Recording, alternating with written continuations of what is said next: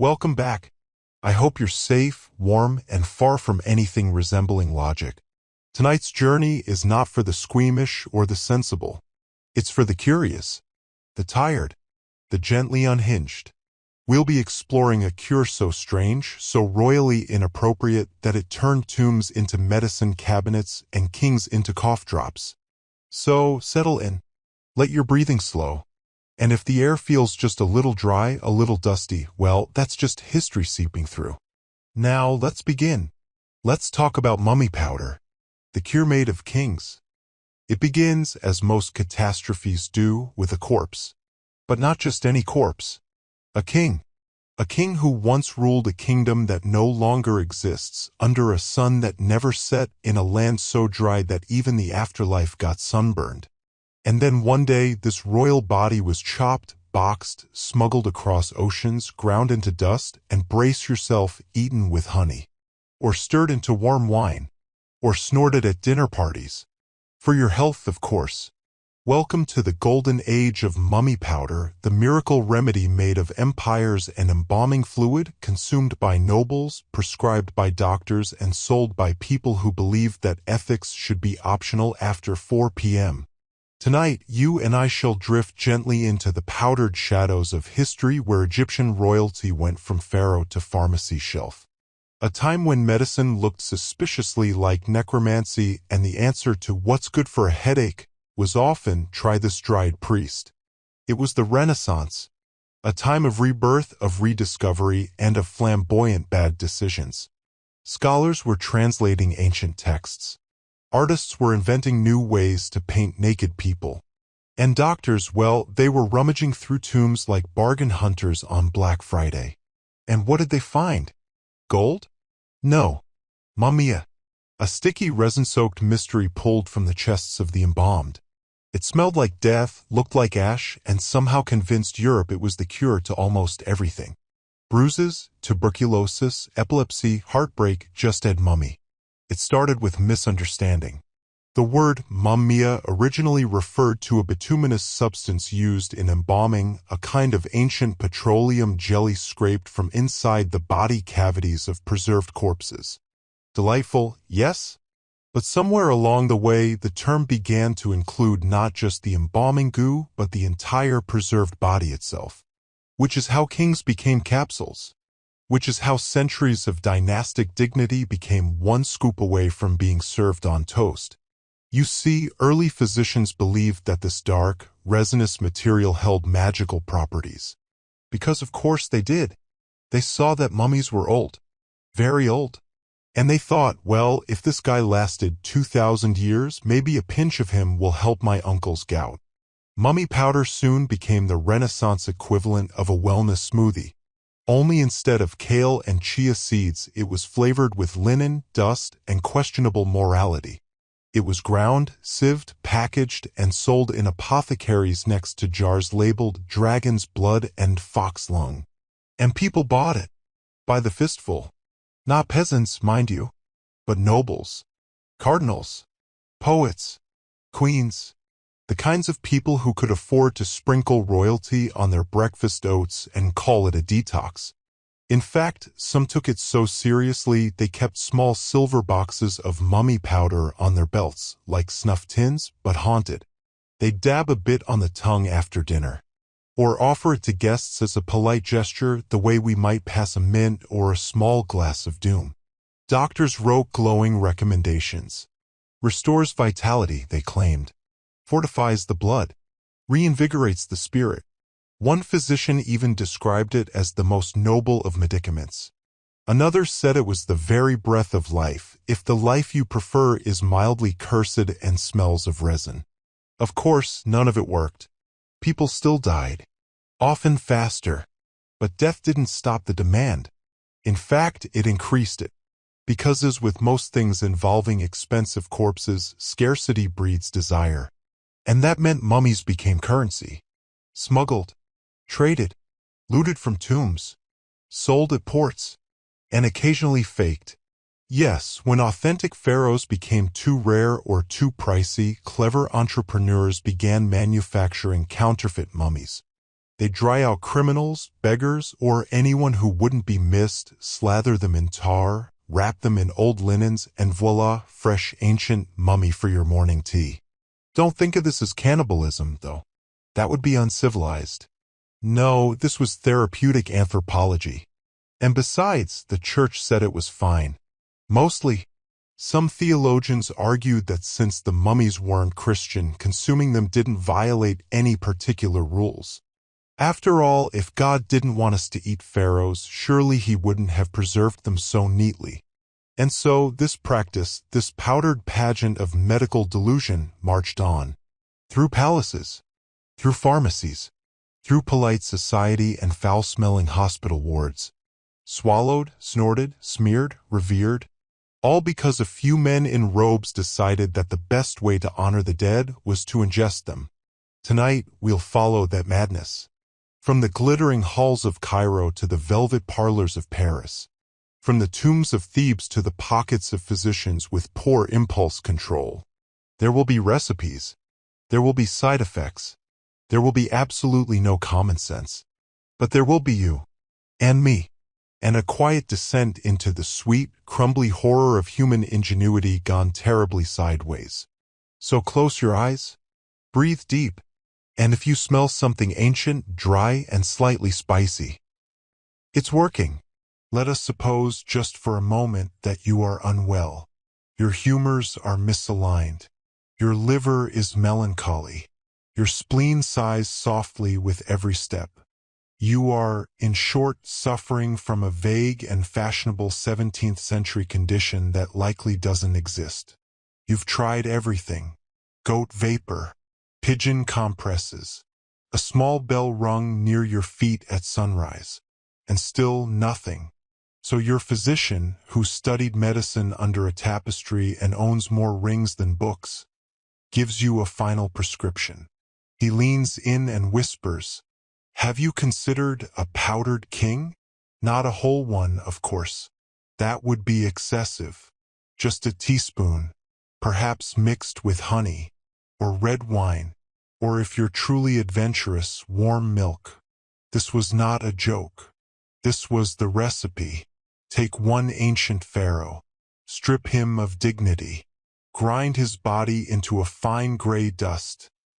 Mind the bones, they can be gritty. Sift through for resin, ash, and any large teeth. Then combine with rose water, or licorice root, or frankincense, depending on your affliction and your apothecary's flair for the dramatic. What you now have is a mummified smoothie base, suitable for almost any upper-class ailment. Headaches, nosebleeds, spiritual emptiness, or the vague ache of being born into wealth. Some recipes added gold leaf. Others called for powdered pearls. But always, at the center of it all, dignified, royal, and crumbling, was mummy. And oh, the variations! There was pulvis mumii, the classic base powder, served dry, kept in jars, sprinkled like salt. Then there was elixir of pharaoh, a syrupy infusion aged in wine casks, so smooth you almost forgot it was made of expired monarchy. One popular remedy combined mummy dust with rhubarb and opium. It claimed to stabilize the heart and soothe the imagination, which is to say, it drugged you while you digested a stranger. Another mix, favored by German physicians, involved boiling the powdered remains into a thick, black tar, which was then smeared on wounds.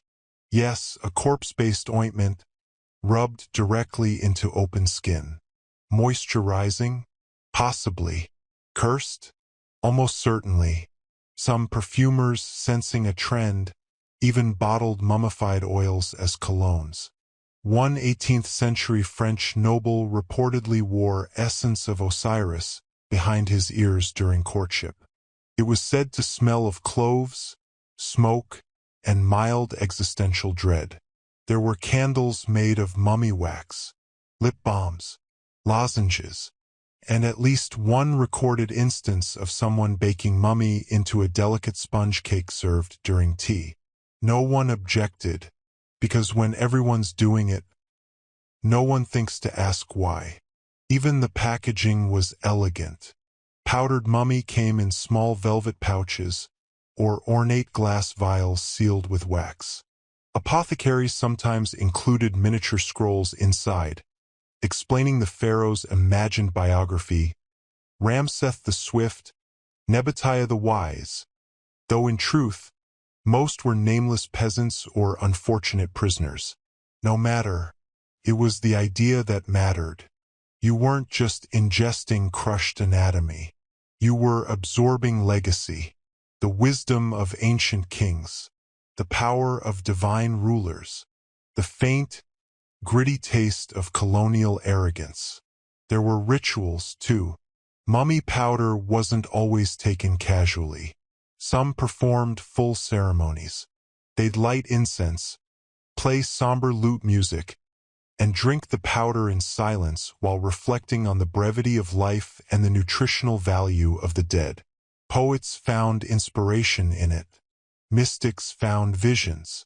Hypochondriacs found yet another excuse to spend money. And the wealthy? They found a new way to consume power, literally. It wasn't enough to rule a country. You had to eat one. Even royalty joined in. Catherine de' Medici is rumored to have dabbled in mummy remedies. So did Emperor Francis I. So did any noble with gout, ambition, or too much free time. It became a statement, a trend, like drinking unicorn blood, but with slightly more paperwork. Of course, not everyone enjoyed the flavor. Reports describe the taste as bitumen-forward, earthy with notes of sandalwood and charcoal, or simply like death and raisins. Hence the additives wine, sugar, spices to mask the funeral bouquet. Children were sometimes dosed as well, though physicians recommended mixing mummy powder with jam or candy. You wouldn't want your little heir gagging on their daily farrow. One mother described the ritual in a letter. Each morning I mix a pinch into his porridge. He has grown strong, pale, and oddly contemplative. I believe he dreams in hieroglyphs. And then there were the warnings. Some warned of side effects, dry mouth, nightmares, mild possession, uncontrollable chanting in ancient Egyptian, excessive sand in unexpected places. Others worried about spiritual contamination. Was it safe to consume the dead? Did it disturb the soul? Could one accidentally absorb a curse? One bishop proposed a prayer to be said before consumption. May the Lord receive this flesh we do not understand, followed by a polite burp. Still, the recipes flourished. Cookbooks began to include mummy-based tonics. Some ambitious chefs even attempted pharaonic pairings, matching vintage mummy powder with veal or duck. One particularly unhinged noble requested a banquet in which every course contained a trace of ancient royalty. Soup, salad, main, dessert, digestive, all embalmed, all spiced, all strangely papery. And so, as absurd as it sounds, mummy powder became cuisine, medicine, fashion, faith, a substance that touched every part of life, and, in time, every part of death. To understand how mummy powder became so wildly fashionable, we must first ask a deeply unsettling question. Where did all the mummies come from? Because despite what you might think, Egypt did not have a sign at the border reading, "Free pharaohs, take one home today." No, these relics of the dead, once buried with solemn ritual and generations of worship, had to be found, extracted, and monetized. By the 1500s, European demand was soaring. Apothecaries couldn't keep up, and so a new profession quietly emerged in the Egyptian sands. Mummy hunters. Not scholars, not archaeologists, just very motivated men with shovels. They scoured desert tombs, cracked open sarcophagi like overripe fruit, and packed centuries of preserved flesh into crates bound for Venice, London, or Paris, depending on which port offered the best price for powdered antiquity. It was not a dignified business. Mummies were hacked apart on site to reduce shipping weight. Heads separated from torsos. Arms broken to fit the barrel. Teeth yanked for collectors. Jewelry, if present, discreetly pocketed. Linen stripped and reused as packing material or, in some cases, toilet paper for particularly well-traveled merchants. The more complete the mummy, the better the price. But if you couldn't find one, well, innovation stepped in. A booming black market appeared for counterfeit mummies. Crafty dealers began manufacturing their own. Bodies of executed criminals, beggars, slaves, and even animals were dried, painted with tar, wrapped in linens, and presented as ancient royalty. One enthusiastic report from a French trader claimed the Cairo docks do overflow with noblemen of old, and they arrive daily, though strangely youthful in appearance. Indeed, some mummies had calluses from modern labor. One bore a tattoo that read Mother. Another had dental fillings. But no one looked too closely. As long as it smelled right of dust, rot, and distant time, it was good enough for the buyer. And buyers there were. Apothecaries bought mummies in bulk. They ground the flesh into powder using mortars the size of wash basins. One London pharmacy reportedly kept a full skeleton in the back room for demonstration purposes, though local children claimed it moved at night. Artists, too, joined the frenzy. Yes, artists. During the Baroque era, it became fashionable to mix mummy dust into brown oil paints. The resulting pigment, called mummy brown, was prized for its rich, shadowy tone. Paintings of sunsets, saints, still lives, all slightly enhanced by a smear of human royalty. The irony, of course, was exquisite. The dead immortalized by being smeared across canvas. One painter, upon learning the source of his favorite shade, is said to have buried his remaining tubes in the garden out of respect. Another simply shrugged and said, "The tone holds well." Even religious institutions partook. Some monasteries kept relics, bone fragments, ashes, bits of preserved fingers. Mummy powder, when blessed, became just another sacred object. Some monks believed it held divine properties. Others just liked how it smelled during meditation, and as mummy supplies grew scarce, their value increased. Soon, a well-preserved pharaoh was worth more than gold. Literally, documents from Venetian traders record mummy shipments valued higher than spices, silks, even sapphires. And yet, paradoxically, they were often used with reckless abundance. One noblewoman reportedly bathed in mummy-infused milk, believing it tightened the skin and clarified the spirit. Another ordered powdered mummy to be blended into the mortar of her garden wall so that her roses might grow wise. Nothing was too absurd. There were snuff boxes made of mummy bone, walking sticks with handles carved from ancient femurs, perfumes labeled essence of afterlife.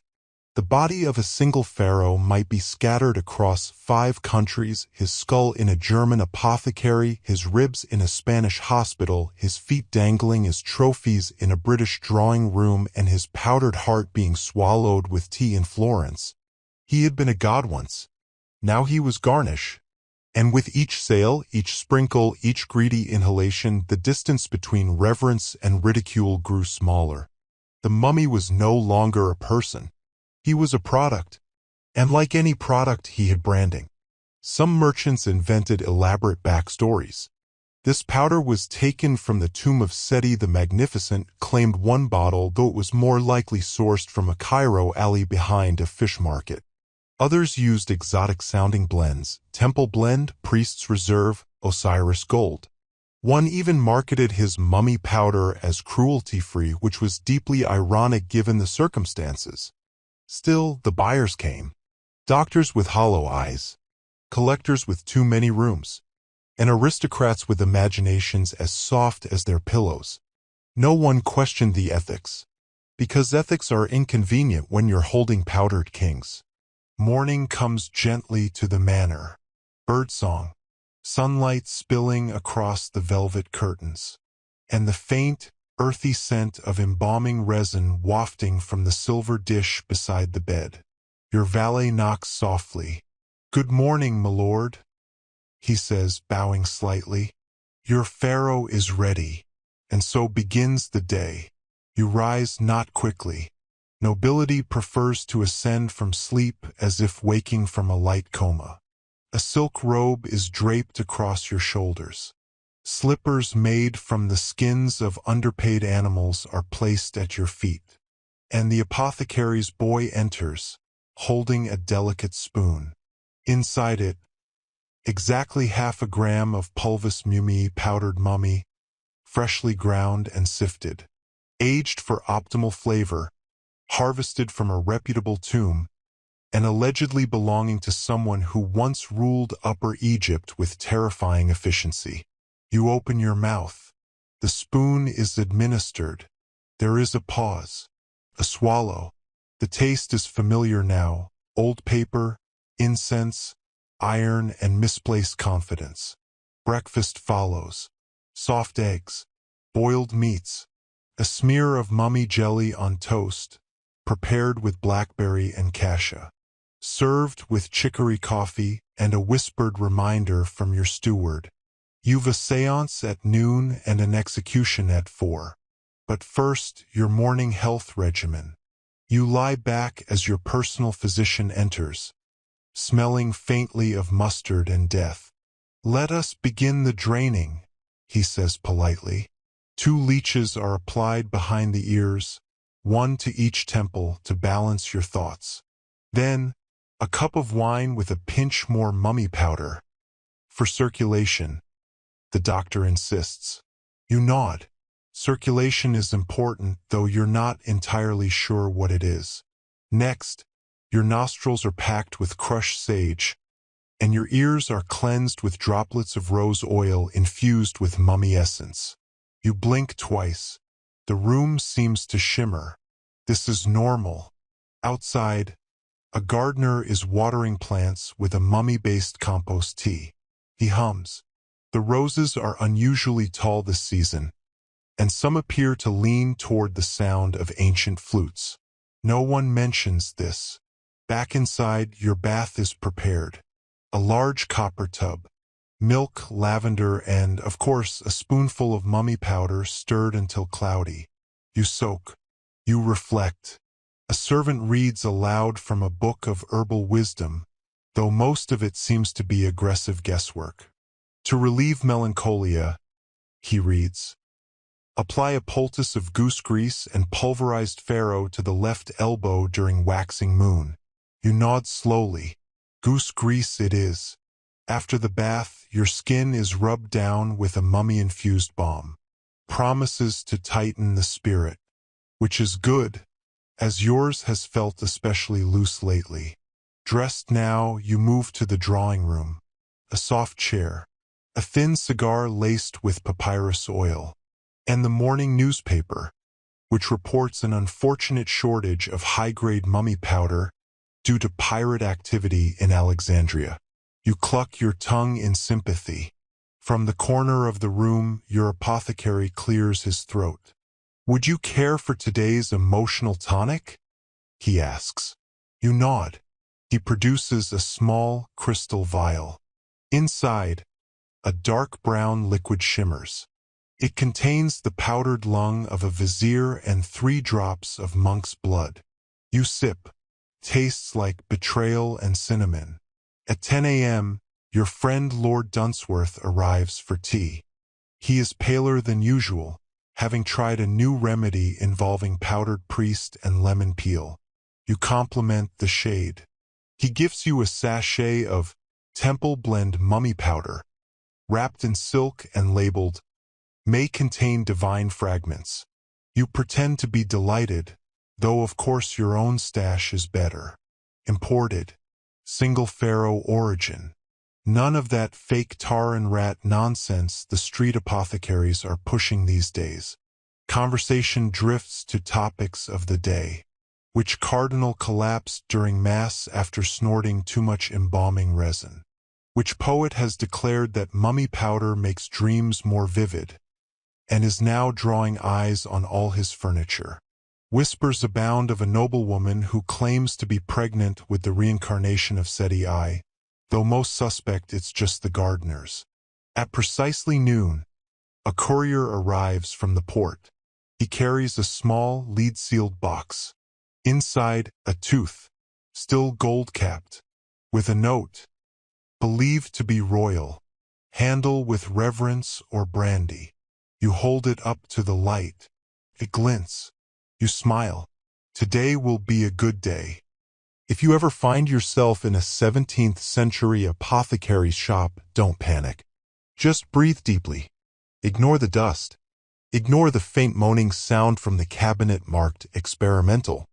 And try not to make eye contact with the dried hand nailed above the door. This is where medicine lives. The air is thick with spices, crushed minerals, stale pipe smoke, and the unsettling smell of historical confidence.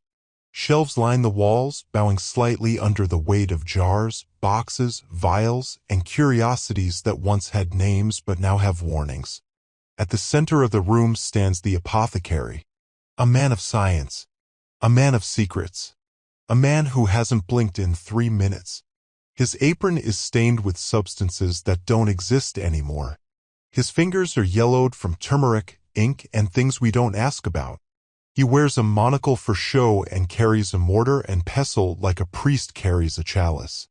And on the top shelf, behind the locked glass door, is the sacred stock, Pulvis mumii, finely ground, triple sifted, dark, gritty, and hauntingly fragrant. Labeled in Latin, priced in whispers. The apothecary approaches the shelf with reverence.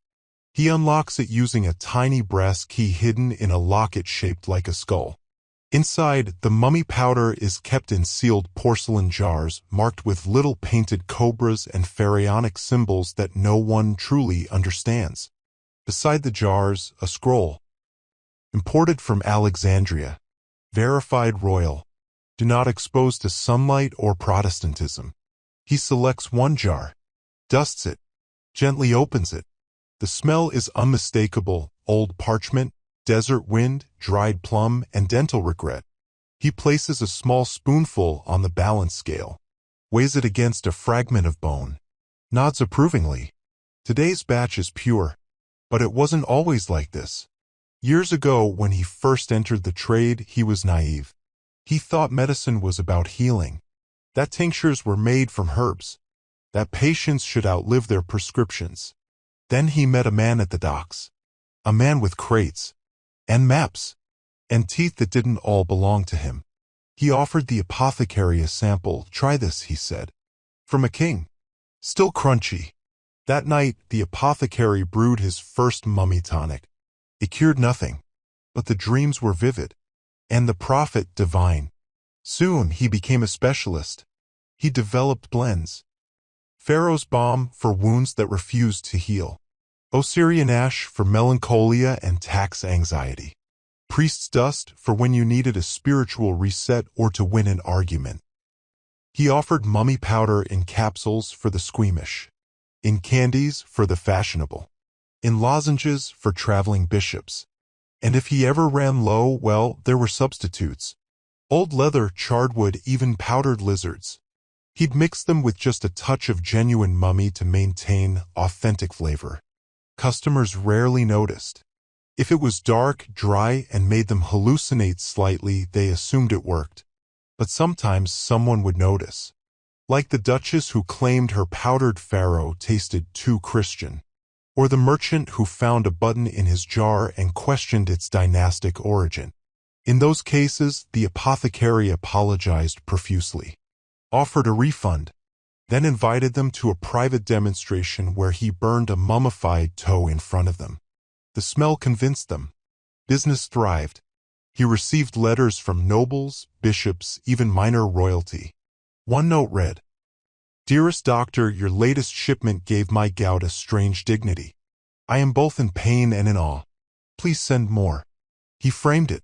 Behind the counter stood his cabinet of mixtures. Vial 1, Pharaoh's salts, said to calm seizures if applied directly to the chest. Vial 2, resin of Ra, allegedly flammable, never tested indoors. Vial 3, Queen's Whisper, claimed to restore lost memories, though most users reported only a faint humming and the urge to dig tunnels. There were also banned blends hidden behind a false panel. Black Mummy, made from unknown sources, possibly French. Thebes tincture caused spontaneous hieroglyphics in one's handwriting. Cairo cough drops, delicious, lethal, and mildly addictive. And in the drawer labeled special orders. A powdered pinky from someone labeled unknown vizier, tied with ribbon. A tiny jar of infant mumia, marked extremely rare, extremely cursed. A sealed envelope simply reading, for the Pope, do not sniff. At night, the apothecary sometimes stayed late. He'd light a single candle, take a pinch of pulvis mumii, and sip it with sherry. Not for health, not for dreams, but to remember who he used to be before he became a man who measured worth in grams of ancient strangers. He never spoke of regret, only dosage. Not all who practiced medicine in the age of mummies were fools. Some were clever, some were ambitious, and some were just deeply, romantically attached to the concept of powdered death. These were the mummy doctors, men in robes, men with titles, men who gazed at the shriveled remains of a 2,000-year-old corpse and thought, yes, this will fix everything. Let us meet a few. Dr. Erasmus Droll, University of Mostly Latin. He believed that every disease stemmed from an imbalance in ancient dignity. The more undignified your spleen, the more likely you were to suffer nosebleeds and spontaneous weeping. His cure? The dust of kings. He ground mummy remains by moonlight. Always moonlight. No solar grinding, he insisted. Too excitable. His patients swore by him, mainly because he prescribed tinctures containing both mummy powder and small amounts of mercury, which gave them an energetic glow followed by complete collapse. He once claimed to resurrect a cat using mummy-infused smoke. The cat did stand up, then immediately died again. But the paper was published. Dr. Jacob van Rugen, apothecary to the eccentric. He wrote an entire 300-page treatise titled, On the Spiritually Stabilizing Qualities of Royal Flesh in Powdered Form. He believed that mummies vibrated at a divine frequency and that, when inhaled, this frequency aligned your inner organs with the stars. He offered group sessions. In a dark, incense-filled room, his patients would lie on heated stone slabs while powdered mummy was fanned gently across their torsos by monks wearing linen gloves. No one knew if it worked, but everyone agreed the branding was strong. Dr. Thistlepot III, Lord Surgeon of very unusual ideas. He was obsessed with dosage. To him, the problem wasn't whether mummy powder worked. It was that people weren't taking enough.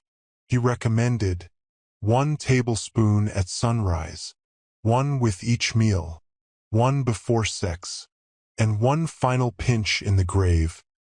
Just in case you need a jump start in the afterlife, he often used himself as a test subject.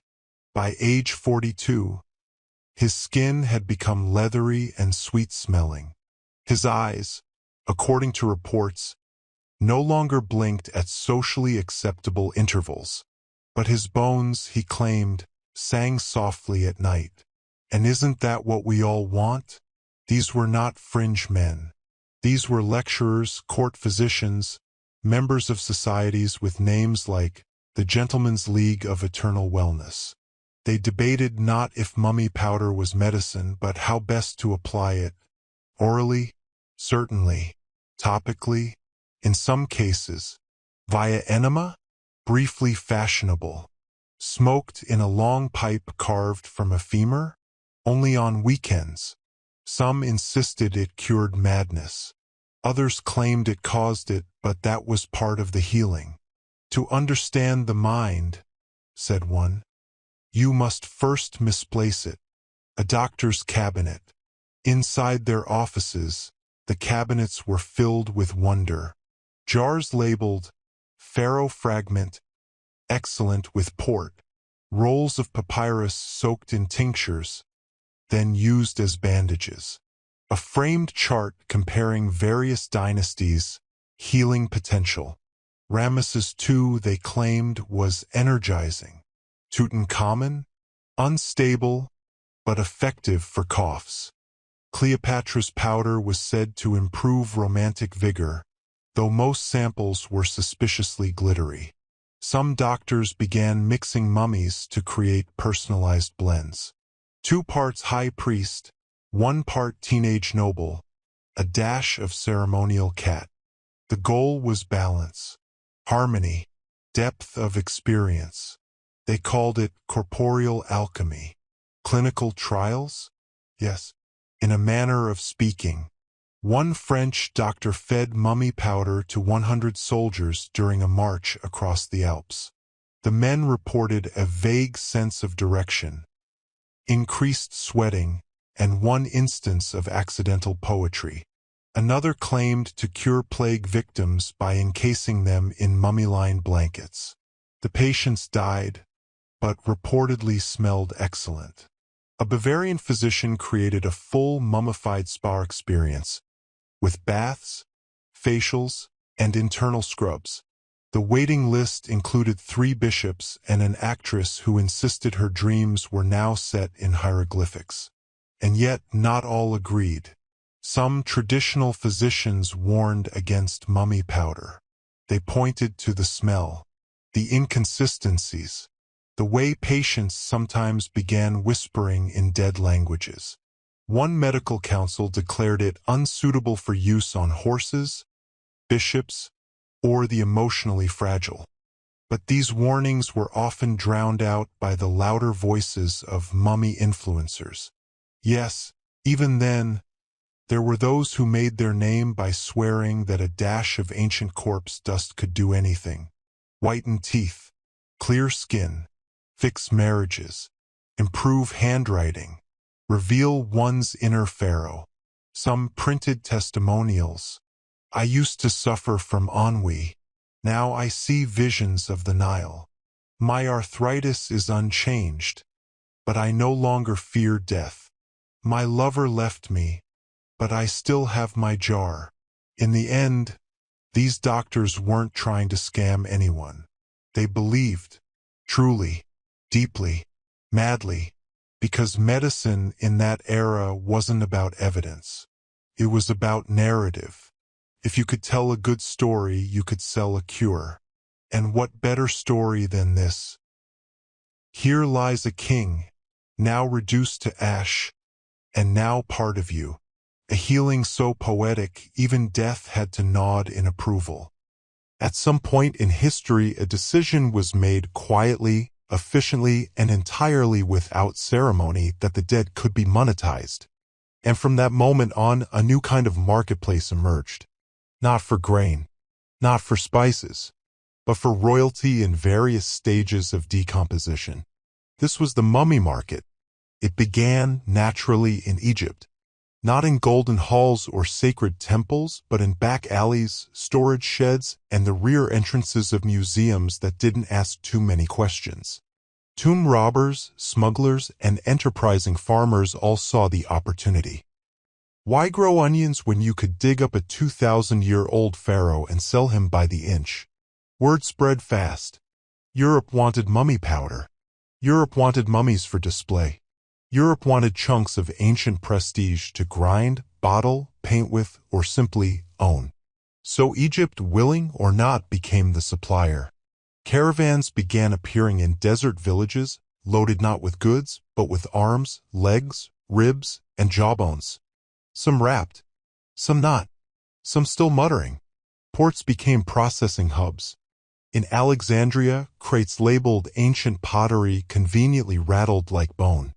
In Cairo, merchants set up stalls with signs that read, "Genuine pharaoh, no cats added." There were grades, of course. High-quality mummy, meaning well-preserved, high status, nicely tarred, sold for top coin. Lower quality? Too moldy? Too recent? Clearly a goat? That went to the blending mills where it would be mixed with spices and optimism. The market grew so large that fake mummies became an industry of their own. Craftsmen began manufacturing mummy replicas from criminals, paupers, and anything recently dead. The process was simple. Dry thoroughly, soak in bitumen, wrap in linen stolen from the laundry of monasteries. Apply a curse for flavor. They were sold as new old mummies. Some even came with fake papyrus scrolls that read, "I was a king. Please respect my powder." Merchants loved them. Cheaper, lighter, easier to stack. One dealer in Marseilles advertised, "Fresh shipment of Theban nobles, lightly smoked, travel-ready, blessed on request." Another in London claimed, "Buy 2 priests, get 1 scribe free." Doctors bought in bulk. Artists ordered by the gram. Collectors squabbled over arms and torsos like rare wines. And, of course, the aristocracy wanted exclusivity. Some demanded full mummies, wrapped, labeled, and certified, delivered to their estates for personal grinding.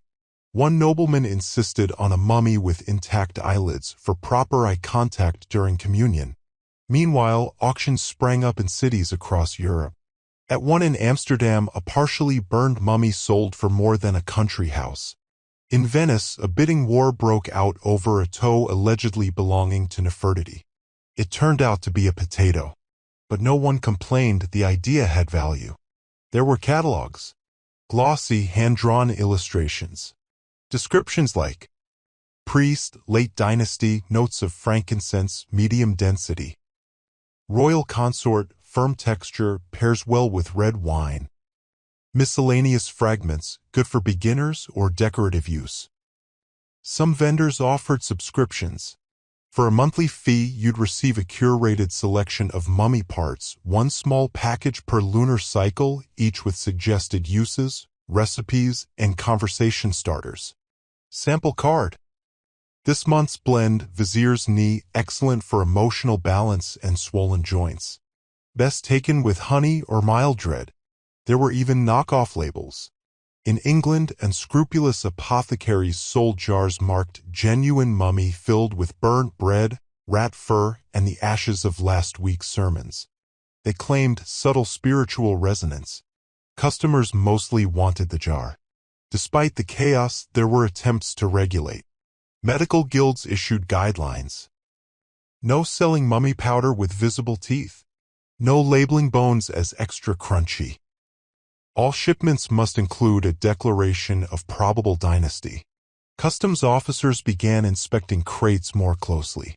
One reported opening a box labeled "textiles" to find a very surprised and very intact, embalmed face staring back.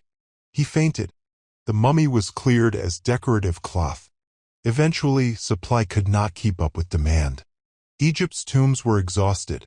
Entire burial grounds stripped. Sarcophagi cracked open, sold for scrap, or turned into bathtubs by minor royals with poor taste. The response? Import substitution. Mummies began arriving from Syria, Persia, anywhere old and quiet. Even local sources were tapped: gallows victims, beggars, plague corpses. In Ireland, a small church was caught embalming their parishioners in advance, then selling the remains as Celtic pharaohs. The Pope was not amused. Still, no one could stop it. Because the mummy market was more than a trade. It was a belief system. A belief in the medicinal magic of the past. A belief that some ancient dust, applied just right, could cleanse the soul, soothe the bowels, and perhaps make one slightly more interesting at parties. And so it thrived. On secrecy. On suggestion. On the desperate human desire to live forever by devouring the dead. Let's say you've just received your monthly mummy delivery. The crate is still warm from the sun. The label reads "royal grade, handle with reverence and gloves." You open it slowly, expecting perhaps a hand, a femur, or a portion of sternum wrapped in a small thank you scroll. Now comes the question faced by so many Renaissance physicians, noble apothecaries, and part-time visionaries. What do you do with it? The answer, of course, is simple. You make a smoothie. more formally a pharaoh shake. Step 1. Selection. First, you must choose your cut. Experts recommend the rib meat dry but aromatic. Others favor kneecap scrapings, which are said to contain residual ambition. Whatever your choice, it must be scraped, powdered, and sifted through the gauze of a disappointed monk. Avoid the skull unless you're treating migraines. Avoid anything labeled mystery bits. And never, under any circumstance, use the left big toe. It's cursed. Everyone agrees. Step 2. Grinding. Place the selected remains into a mortar the size of a wine bucket. Add 1 sprig of dried rosemary for spiritual alignment, a splash of vinegar for bite, 3 rose petals for the gods. Optional, a single tear from someone who once owned land. Grind with slow, circular movements while humming something ancient. The mixture should resemble wet parchment mixed with crushed ambition. If it begins to smoke, stop grinding and apologize aloud. Some say the mummies can hear you.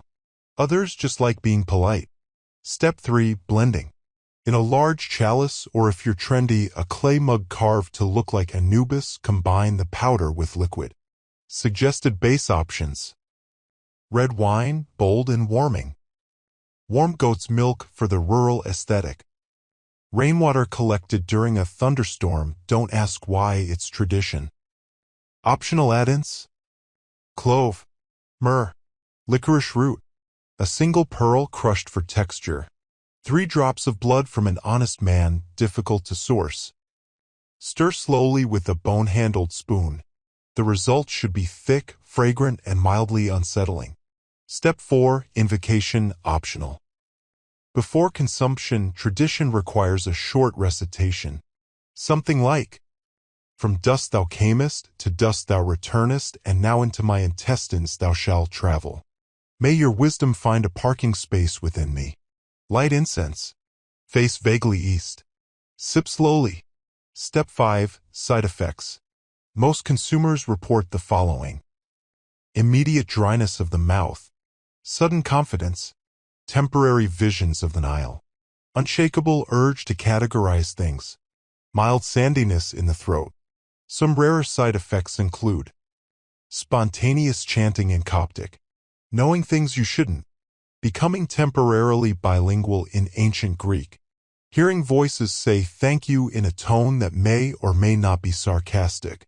These are considered signs of absorption. You are now in part a walking tomb.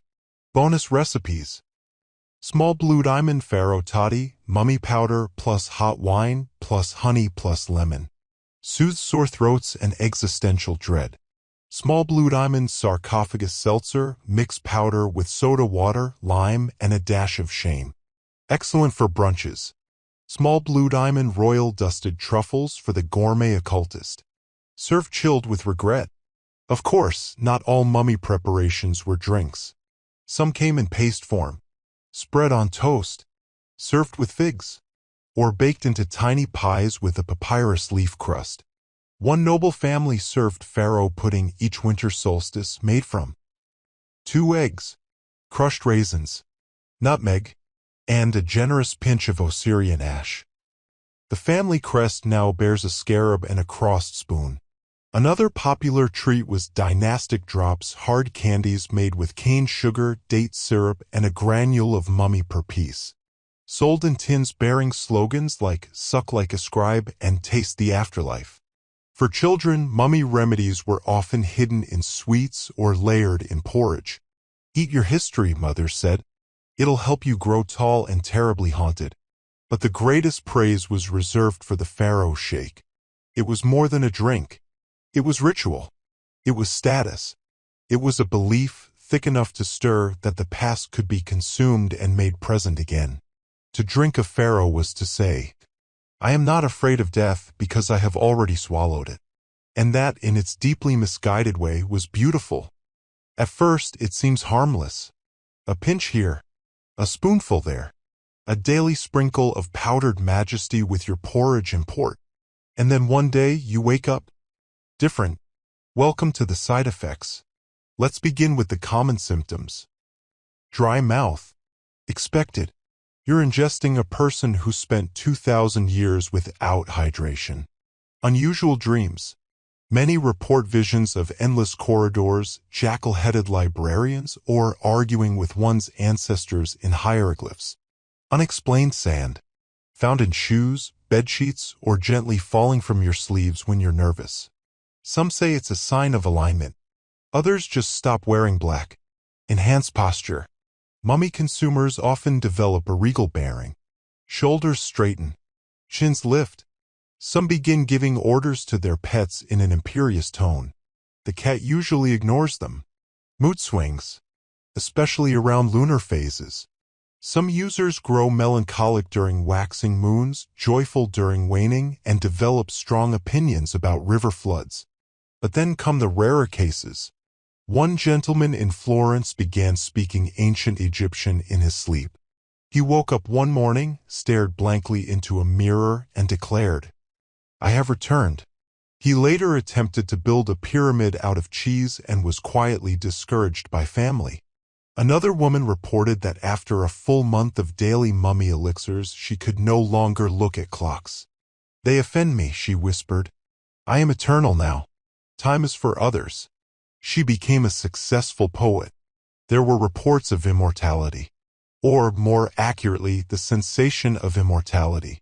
Patients claimed they couldn't feel cold, that their wounds healed faster, that they stopped aging or at least aged more interestingly. One noble insisted he had lived 147 years thanks to mummy powder, though contemporary portraits showed 3 different people claiming to be him. A physician in Vienna claimed that his patient glowed slightly under moonlight after ingesting a double dose. Another swore his client's blood had turned translucent and whispered during thunderstorms. Then there were the transformations. Some long-term users developed odd physical traits. Papery skin, prone to flaking during arguments. Eyes that saw backwards. Users could describe what had already happened in exquisite detail. A tendency to avoid cats, which reportedly hissed and fled upon approach. One merchant developed an intense fear of jars. Another could no longer enter buildings facing east.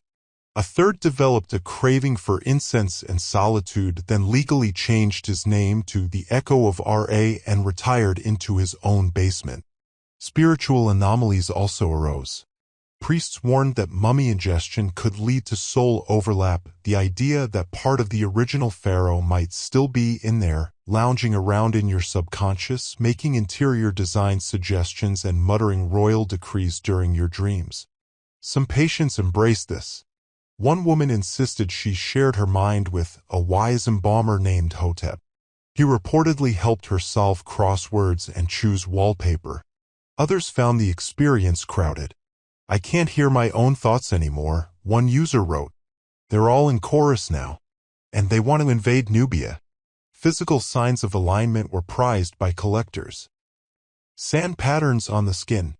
Voice resonance inside stone rooms. Unusual reactions to canopic jars. Some even developed a scent, not unpleasant but definitely historical. Books absorbed it. Chairs remembered it. Children sometimes pointed and said, "It smells like time." Cases of reanimation were rare. Mostly apocryphal. Mostly. One surgeon claimed a patient blinked 37 hours after death. Another said a heart began beating again, briefly, during a thunderstorm after a particularly large mummy infusion. No official confirmation was made. The church issued a strongly worded letter, and sales went up by 40%. Of course, skeptics remained. They pointed out that most users died eventually. That most immortality was just anemia and delusion. That visions were caused by bad wine, not divine whispers. But believers countered. "If it doesn't work, why do I feel so ancient? Why do dogs bow to me? Why does the dust follow me like a loyal servant?" No one could explain. No one wanted to. Because when you're swallowing powdered kings, logic becomes optional. Finally, the last side effect. Those who consumed mummy powder long enough began to feel drawn. Drawn to tombs. To silence. To dry places. To long naps. It's as if something inside them remembered being buried. remembered stillness, longed for linen. Some began to wrap their arms at night, not tightly, just enough to feel contained. One apothecary admitted in his final journal entry, "I think I've been embalming myself slowly from the inside out." He left behind only a jar, unlabeled, still warm. The invitation arrives in the usual fashion. A parchment envelope sealed with scarab wax, lightly scented with clove and mortality. Inside, written in delicate script, "You are cordially invited to the Feast of Dust, hosted by Lady Vesper on the occasion of her 39th rejuvenation. Formal linens required. Mummy provided. You accept, of course. One does not decline a mummy banquet." Evening arrives. The manor glows with candlelight. A string quartet plays something ancient and vaguely unsettling. Guests mingle in silk and bone, sipping amber drinks from glasses rimmed with powdered resin. At the center of the dining room, a long table awaits. The tablecloth is black. The candles flicker red. Each place setting includes one golden spoon, one silver blade, one small jar marked with the cartouche of a forgotten dynasty, and a personalized curse scroll written in formal Latin. You find your seat between Lord Rathbone and a woman named Persephone who claims to be part embalmed. She winks. Her eye clicks. The first course, pharaoh foam, served in a porcelain shell. A light mousse of mummy extract, whipped with egg white and sage, garnished with dried lotus petals and the tiniest femur chip. The waiter leans in and whispers, "This was sourced from a minor priest of the 19th dynasty, known for his humility and lower back pain." You nod appreciatively. It's rude to inquire about the price. It's considered elegant to pretend the mummy speaks to you as you eat. Persephone closes her eyes. "I taste sand and responsibility," she murmurs. The second course, sarcophagus tartlet, flaky pastry shell, filling of caramelized onions, goat cheese, and a fine dusting of temple blend, served with a drizzle of sweet wine and remorse. Across the table, a baron loudly claims he can feel the divine right of kings entering his bloodstream. The lady beside him laughs and begins floating slightly. This is normal. Conversation topics acceptable. Which dynasty pairs best with duck? The pros and cons of foot-based mummy infusions. Whether powdered queen is more effective than powdered pharaoh, still debated. Conversation topics, taboo, actual medicine, refrigeration, Christianity. The main course, royal reduction, a slow-cooked stew of root vegetables, marrow broth, and ceremonial dust. Simmered for 3 days and served in bowls carved from petrified palm wood. As it arrives, the host rises. Lady Vesper, tall and translucent, raises her chalice. "To the ancients," she says, "who gave us their bodies so that we might feel slightly better about ours." Everyone applauds. One man weeps softly into his lap napkin. You sip your stew. It tastes of history and disappointment. Halfway through, a guest begins glowing faintly. Another speaks in rhymed couplets. A third starts sketching pyramids on the tablecloth with honey. No one intervenes. The effects are part of the experience. The staff is trained. Dessert, Osiris parfait. Layered custard, dried figs, powdered pomegranate, and a final scattering of noble ash, served with a bronze spoon engraved, "You are what you eat." Someone at the far end of the table hiccups in ancient Egyptian. Persephone begins levitating. You carefully anchor your wineglass.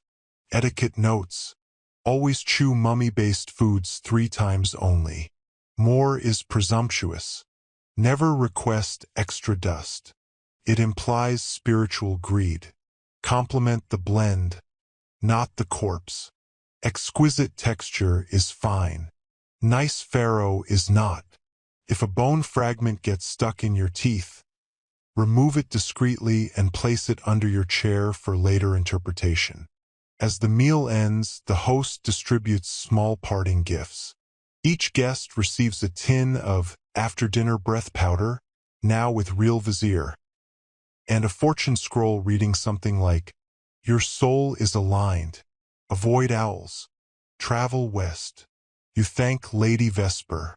She smiles with the serenity of someone who has not blinked since the Crusades. "You've done well," she says. "Few handle the fourth course without trembling." You bow. You burp. You leave quietly, just before the chanting begins. It had to happen eventually. A crack in the plaster. A fly in the incense. A certain smell. Because for all its elegance, all its ritual, all its whispered mysticism and powdered poise, mummy powder was still made of corpses. And corpses, when mismanaged, tend to express their displeasure. It began with rumors. Whispers in apothecaries. A look exchanged between aristocrats over tea. "Did you hear about Lord Pendlewick? Went quite mad after his third spoonful. They say he tried to embalm his dog." Then came the documented cases. A bishop who began coughing up linen. A duchess who developed a rash shaped like hieroglyphs. A baker who mixed temple blend into his dough and created a loaf that screamed during slicing. All dismissed at first. Coincidence? Stress? An overactive imagination. But then the symptoms spread. Toxic mummies. Turns out not all mummies were safe. Some had been embalmed with arsenic, others preserved with lead. Still others, particularly black market, quick mummies, were simply rotting corpses dipped in tar, held together with string and hope. One analysis found a sample of mummy powder containing human ash, goat bone, boot leather, a button. Another sample glowed faintly under candlelight. No one knew why. The candle was extinguished and the subject buried sideways, just in case. Doctors tried to contain the panic. Side effects are natural, they said. Detox is uncomfortable. Hallucinations mean it's working. But public trust began to erode. Someone published a pamphlet titled "The Death in the Dust." It featured testimonials like, "My husband vanished into a cloud. My teeth now dream independently. My cat no longer trusts me, and honestly, neither do I." Sales dropped. Briefly. Then someone rebranded the powder as Philosopher's Spice and tripled the price. Orders returned by morning. Fake mummies, real problems. The forgeries grew bolder.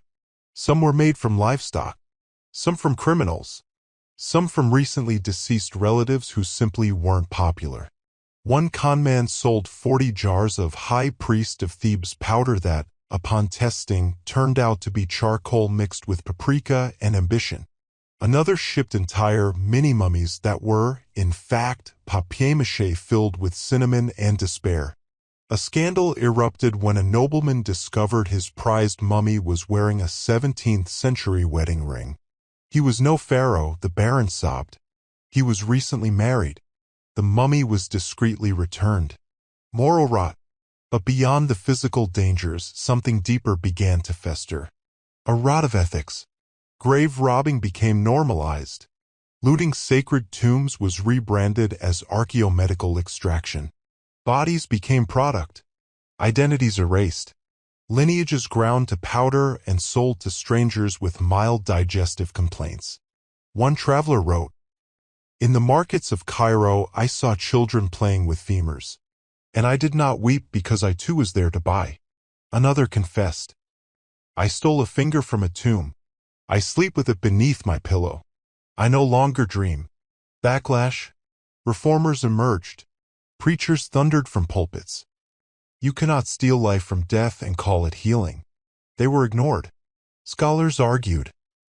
These were people, not pills. They were mocked. A few brave doctors stopped prescribing mummy powder entirely. They recommended herbs, water, rest. They were laughed out of their guilds. Mummy powder works, their critics said. Look how many swear by it. Look how much they pay. But the decay could not be hidden forever. Reports mounted of madness, illness, spontaneous embalming from the inside out. One patient allegedly turned to dust mid-conversation, leaving only a pile, a monocle, and the faint sound of judgment. Another's skin became translucent, revealing Latin inscriptions that hadn't been written yet. Some physicians simply disappeared. It was unclear whether they'd been consumed by the powder or had become part of the next shipment. And yet, the powder still sat on shelves, still sold in elegant jars, still passed from trembling hand to trembling hand with hope in every pinch. Because even when things go rotten, people still want to believe. They want to believe that the dead can save them, that the past holds power, that healing comes not from understanding but from swallowing something older, wiser, and very, very dusty. It is not easy to swallow the dead, even when ground fine, even when mixed with honey, wine, or good intentions, even when served on a silver spoon during polite conversation. Something inside resists, something ancient and quiet and full of shame. But humans, being what they are, will justify anything if you give them a few scrolls and a decent robe. Thus rose the age of spiritual justification. The first argument was simple. We do not eat the dead. We honor them. By consuming the pharaoh, we draw him into ourselves. We complete the sacred cycle. We become, briefly, holy compost. Some priests insisted that the act was sacramental, that ingesting mummy dust was no different from communion, only with more texture. One bishop preached, "As bread becomes the body, so the body becomes bread. And if that bread cures gout, praise be." Others said mummies were no longer people. Their souls had long since moved on. What remained was only vessel, shell, useful ash.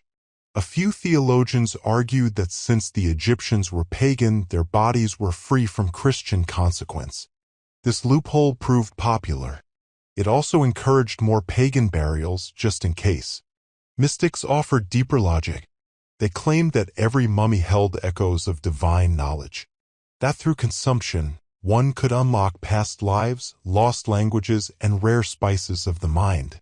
They spoke of pharaoh frequency alignment, wherein the body vibrated with ancient power and repelled lesser ailments like melancholy and debt. One monk lived on nothing but mummy paste and figs for an entire year. He claimed to have heard the voice of Anubis during thunderstorms. He also developed hives. There were even rituals of purification before ingestion. Chanting, scented oils, prayers to both the Christian God and the vague idea of Ra. Some drew protective sigils on their spoons. Others insisted the powder be blessed by 3 different denominations just to cover all bases. In one town, a law required all mummy-based medicine to be labeled for external use only unless spiritually justified. No one knew what that meant, but it made everyone feel safer.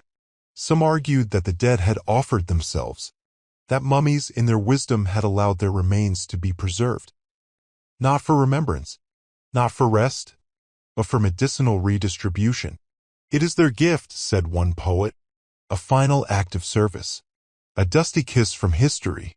Another said, let the kings heal the peasants, let the powerful nourish the weak, let bone become balm.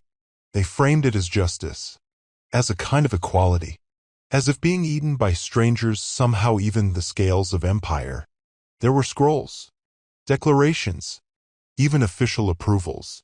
One document from a minor religious council read, "We find no sin in the respectful consumption of properly prepared pagan relics, so long as they are not used for dancing or lustful cakes." The clause about cakes was later removed. Demand was high. Not everyone agreed. Some clergy refused to bless the jars. Some burned the powder in protest. One bishop famously shouted, "If you eat the dead shall eat you." He was ignored, and slightly powdered himself after his funeral just to be safe. But for many, it wasn't about theology. It was about need. People were sick. People were tired. And if someone told you a spoonful of ancient dust might help even a little, you took it. And if it helped, even by accident, well then it must be divine. One mother said, "My son could not sleep, but when I gave him a pinch of priest, he dreamed of stillness, and woke smiling." That was enough. In the end, the justification wasn't written in books. It wasn't shouted from pulpits or painted on scrolls. It was whispered over spoons by candlelight. This will help. This is sacred. This was a king, and now he is part of you. Don't think. Just swallow. There is a silence that follows all obsessions. A hush after the last spoonful. A stillness when the jar is finally empty. It is not peace, but something older. Something Egyptian. No one knows exactly when it ended. There was no proclamation. No final banquet. No public apology to the dead. The mummy powder simply stopped. Apothecaries removed it from their shelves. Doctors wrote fewer prescriptions. The jars were pushed to the back, then quietly forgotten. Some blamed the church. Some blamed the rising popularity of citrus. Others claimed the pharaohs themselves had whispered enough. Whatever the reason, the fashion faded. Patients turned to new remedies, leeches, lightning therapy, powdered coral. Mummies went out of style like wigs or sincerity. The last few jars were buried, burned, or sold to curious collectors who didn't ask too many questions. One nobleman reportedly kept a single pinch in a locket. For emergencies. He never explained what kind. But the legacy lingered. A faint scent in the corners of old hospitals. A taste of resin in forgotten wine cellars. A dusty jar mislabeled cloves in a country kitchen where no one remembers its origin. There were rumors of a monastery where monks still take daily doses for clarity. Of a painter who swears his best work came from smearing kings into his brush. Of a village where no one ages and no one sleeps. And of course, there were the dreams. Some say if you sleep beside a jar of mummy powder, you'll dream of deserts, of heat, of gold, of judgment, of a voice that asks very softly, "Why did you swallow me?" Those who took too much began to change. Not all at once, not dramatically, but slowly. They grew quieter, more still, more wrapped in thought. One man requested to be embalmed while still alive. He said he didn't want to wait. He wanted to belong to history now. Another stopped speaking entirely. He simply stood in his garden covered in dust, watching the sky for years. His statue still stands, though no one can agree if it was carved or left behind.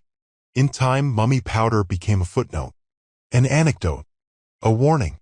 It appeared in books titled The Curious Errors of Medicine, next to chapters on frog venom, trepanning, and powdered unicorn horn. Children were told never eat strangers. Historians argued over whether it ever worked at all. But deep down, everyone knew the truth. It had worked, just not the way they thought. Because what mummy powder truly cured was not disease, not fever, not age. It cured certainty. It reminded the living that the past was not finished, that even dust could be potent, that kings, once consumed, could whisper from inside. It gave people hope, strange hope, haunted hope, hope with teeth, but hope nonetheless. Now, centuries later, the wind still blows over ancient tombs. Bones still rest in the sand, some untouched, some missing, and in the quiet when no one's watching. The desert seems to exhale just slightly, as if remembering, as if forgiving, or perhaps preparing. So now we've arrived. You've heard the stories. You've walked through the dust. You've met the doctors, the dinners, the dry-mouthed dreamers. You've sat beside the apothecary's cabinet, sipped the pharaoh's shadow, and watched history dissolve on the tongue like sugar and sin. And maybe, just maybe, you're wondering what it all meant. Here's the secret. It never had to make sense. That was never the point. Because people weren't swallowing kings to get better. They were swallowing kings to feel closer to something. To time, to mystery, to meaning that could be bought, measured, and stirred into tea. They didn't want a cure. They wanted continuity. They wanted to feel that they, too, could be preserved. If only in someone else's body. And maybe you understand that. Maybe you've swallowed things too. Not powdered pharaohs, perhaps, but ideas, rituals, beliefs passed down and packaged neatly. Labels with Latin, instructions in whispers, something someone told you would make everything better. And maybe it did. Or maybe it just made you feel less alone. That in the end is what mummy powder was. Loneliness finely ground. A desperate act of communion. Performed by people who had no gods left. No science yet. And no patience for waiting. So they made medicine from memory. From myth. From dry bones and older mistakes. And called it healing. But here's the strange part. Sometimes it worked. Not because it was logical. Not because it was safe. But because the mind is a marvelous, ridiculous place. It can turn dust into comfort. Ash into ritual. Absurdity into balm. And in that way, if no other, the mummy truly was a medicine. So what do we take from this? That history is foolish? That medicine is madness? Maybe. But also this. That humans will do almost anything to feel better. To believe in something. To belong. Even if it means swallowing a stranger who once ruled the Nile. And you? You've made it through. You've listened. You've imagined the taste. You've maybe even questioned the contents of your own spice rack. And now, as the candle burns low, and the dust begins to settle, let me offer you one final spoonful. Not of mummy powder. Not tonight. But of something far older. A truth. We are all, in time, reduced. But in our longing, we rise. So here's to you. To your curiosity.